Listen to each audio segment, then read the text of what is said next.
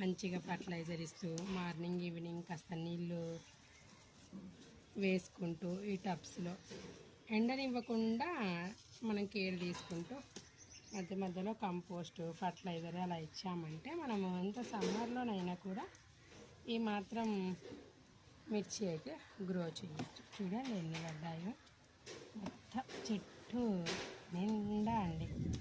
ఇంకా వేరే ప్లాంట్స్ కూడా ఉన్నాయి, చూద్దాం ఈరోజు ఎన్ని వస్తాయో. బాగానే వస్తాయి అనుకుంటున్నా మిర్చి.